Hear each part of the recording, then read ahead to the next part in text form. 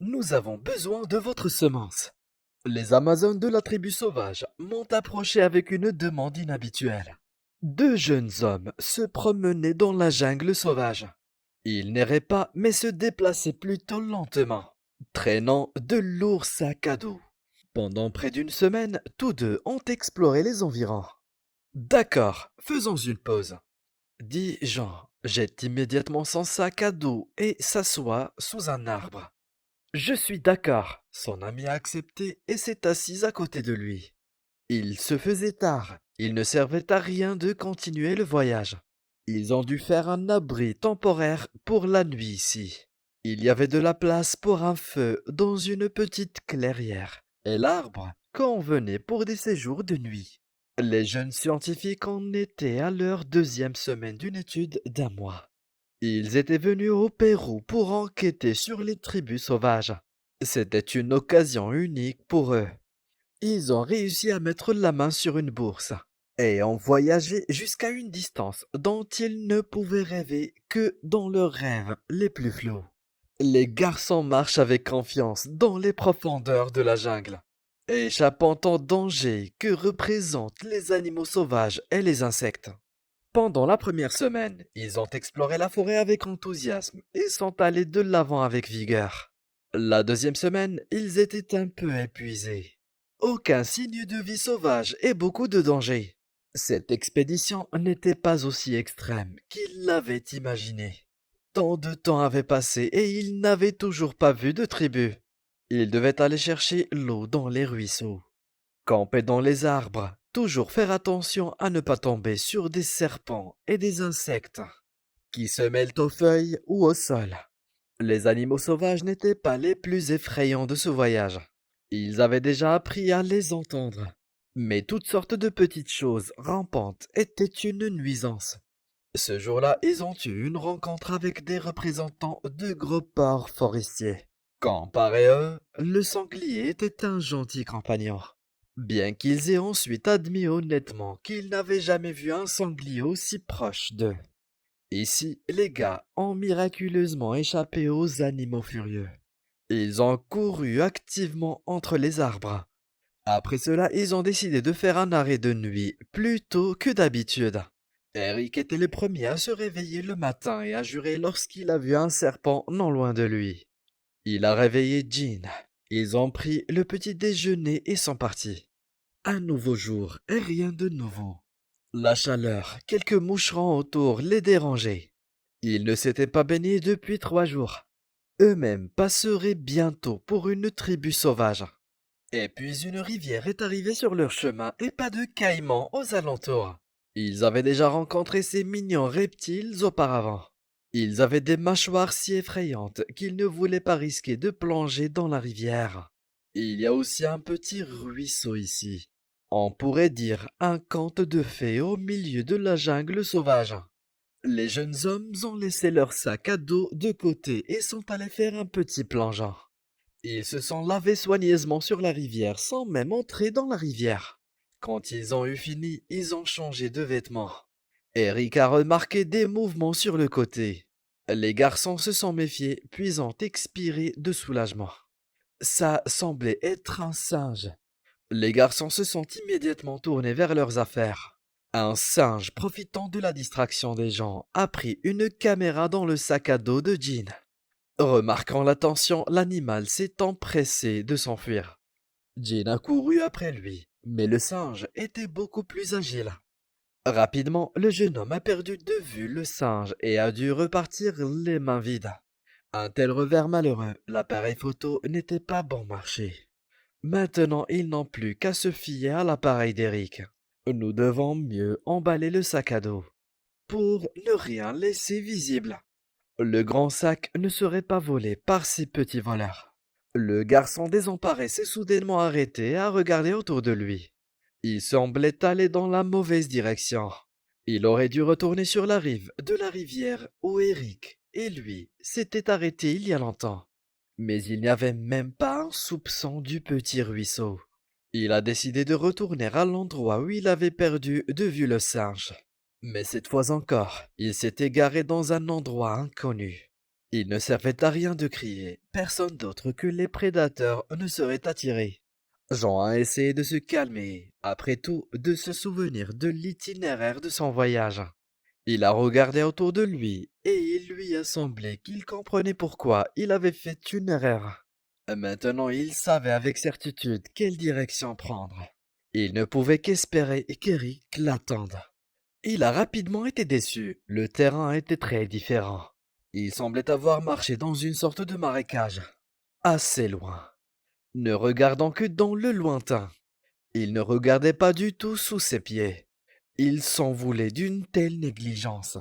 Il aurait pu marcher sur un serpent venimeux.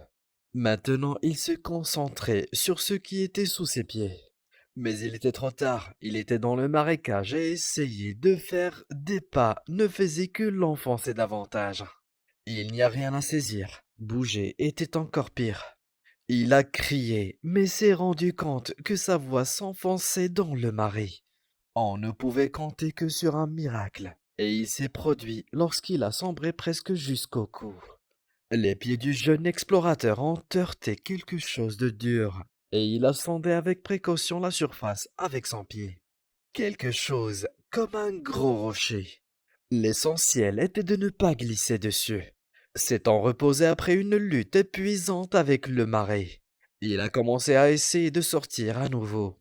Mais la substance l'a serré dans son étreinte chaude, sans le lâcher. Jean était toujours incapable de faire quoi que ce soit. La nuit était froide. Il avait peur de fermer les yeux, de peur de manquer le moment où le prédateur s'approcherait. Mais le corps n'a pu résister longtemps et le jeune homme s'est endormi.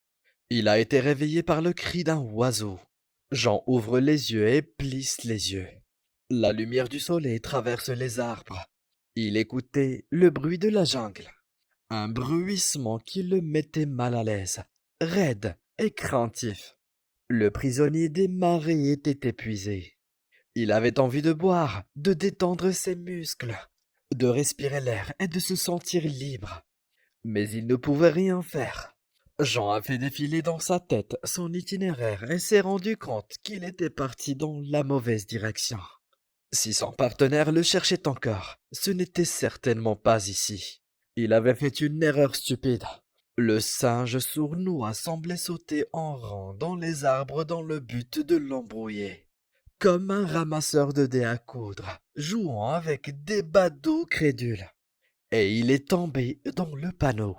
Sa gorge était sèche, sa voix rauque. Il regrettait déjà d'avoir marché sur cette pierre. Sinon, ce serait terminé depuis longtemps. Le deuxième jour, c'était la même chose. Plus de soif et de panique. Le soir venu, il n'y avait plus de panique. Seulement de l'indifférence. Peu importe ce qui arrive, pourvu que ce soit plus rapide. Après la deuxième nuit, il a commencé à délirer. Des hallucinations sont apparues dans sa tête. Parfois, il ne savait pas ce qui était réel, ce qui était imaginaire. Il y avait un énorme serpent dont la tête avait la taille d'un ballon de football. Le serpent a rampé jusqu'à lui et l'a fixé d'un regard hypnotique. Que voulez-vous? Jean a chuchoté. Tu peux me manger. Le serpent a sifflé et s'est soudainement transformé en une nuée de moucherons qui ont enveloppé sa tête. Jean a fermé les yeux, secoué la tête et essayé de crier. Il a senti une douleur perçante dans sa gorge. Il a commencé à haleter pour respirer. Quand il a ouvert les yeux, il n'y avait rien. Il lui a alors semblé qu'un énorme serpent enveloppait son corps. Puis il s'est rendu compte que ce marécage l'étouffait. À un moment donné, il a senti que quelqu'un le poussait avec un bâton. Puis il a pensé que c'était ses sens qui le trempaient. Fatigué des illusions, il ne voulait pas ouvrir les yeux pour ne pas être déçu par la réalité. Mais le bâton ne cessait de le piquer dans le cou. Les sensations étaient trop réelles pour être ignorées. Jean a ouvert les yeux et a vu une silhouette humaine floue devant lui, marmonnant quelque chose d'inintelligible. Peu après, ses yeux s'ajustent. Il commence à voir clairement. Devant lui se trouve une femme, ressemblant à une Amazone. Le jeune homme a essayé de sourire, mais il n'avait presque plus de force. Un moment plus tard, plusieurs personnes le regardaient déjà. Elles étaient presque nues. Quelque chose a fait tilt dans l'esprit de Jean. Il a ressenti de la jubilation. Il les avait trouvés. Ils avaient enfin trouvé la tribu sauvage. Immédiatement, la réalité brutale est revenue. Les femmes ont commencé à le sortir du marécage, négligemment comme une sorte de bûche. Mais apparemment, il n'y avait pas d'autre moyen. Pas besoin de se plaindre. Il essayait maintenant de se tenir sur la terre ferme. Mais ses jambes tremblaient et vacillaient. Et de nouveau, il a eu soif. Il est tombé sur le sol et il lui a semblé que maintenant il allait définitivement quitter ce monde. Au moment même où le but de leur expédition était atteint. Et puis il a senti de l'eau sur ses lèvres.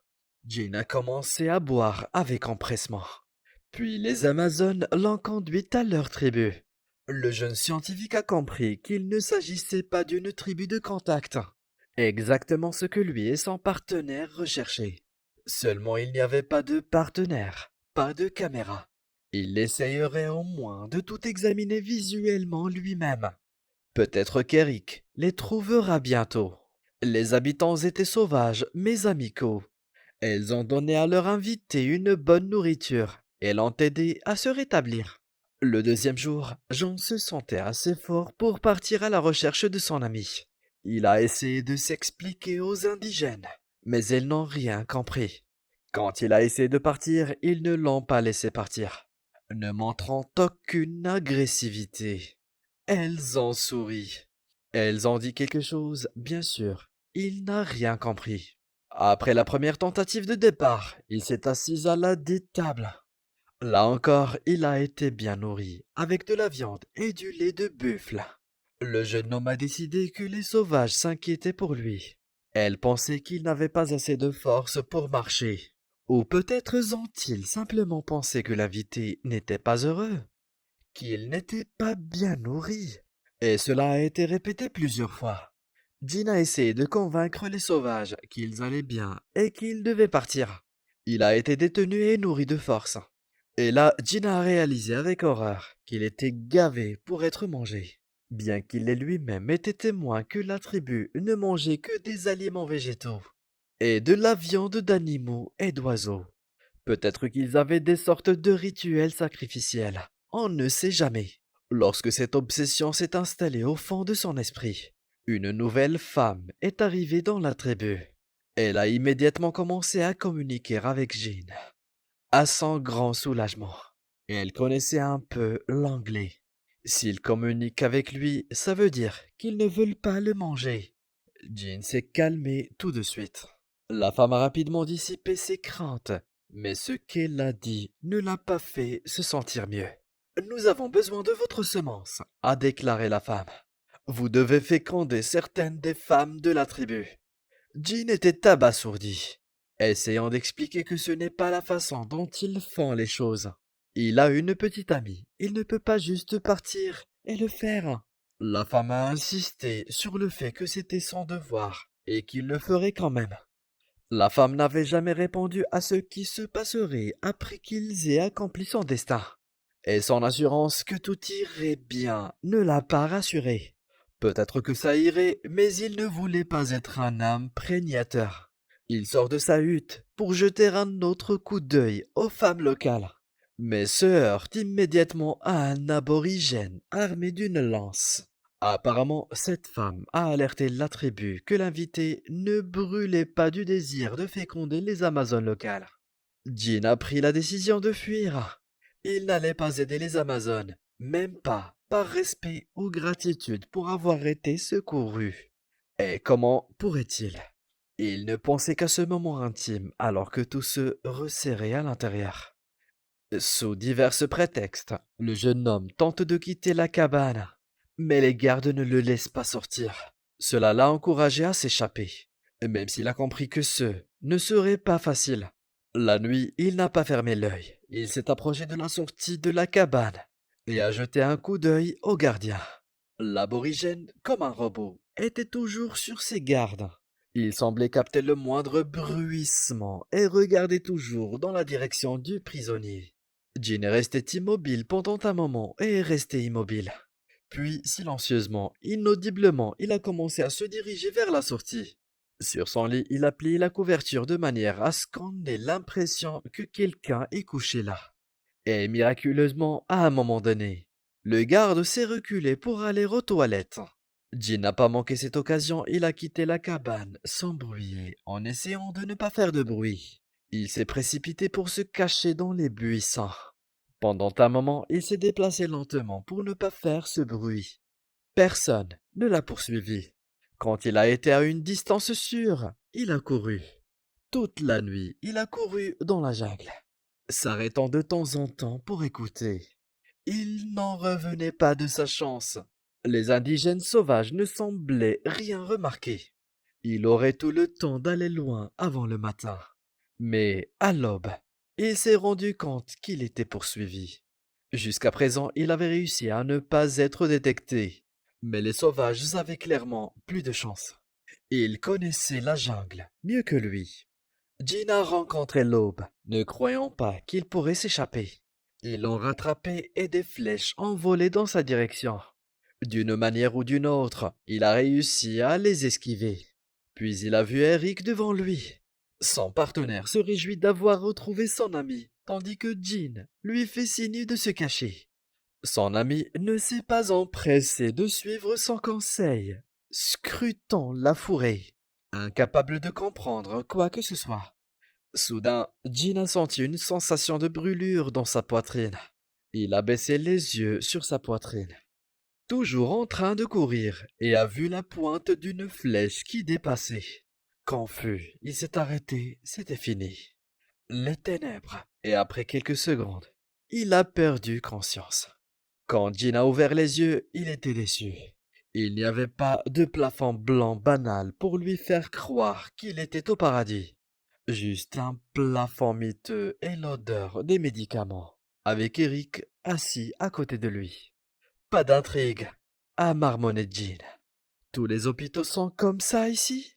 Pourrais-je avoir l'impression d'être au paradis juste pour une minute? Tu as eu toute la journée pour le faire, a dit son partenaire. Et de toute façon, bienvenue au Pérou. Pas du tout un hôpital sauvage. Comment suis-je arrivé ici depuis la jungle? Et où sont les Amazones? Ah, alors, tu t'amusais avec les Amazones pendant que les médecins te sauvaient. Eric a rigolé. Et Jean grimaça. Son ami était amusé, mais il ne s'amusait pas beaucoup. Puis Eric a expliqué comment Jean a fini à l'hôpital. Qui le chassait, Eric ne l'a jamais vu. Mais lorsqu'il est devenu évident que son partenaire était en difficulté, il a informé la police locale. Une recherche a commencé, quoi qu'il en soit, quand Jean a couru vers Eric. Heureusement, l'aide était à portée de main.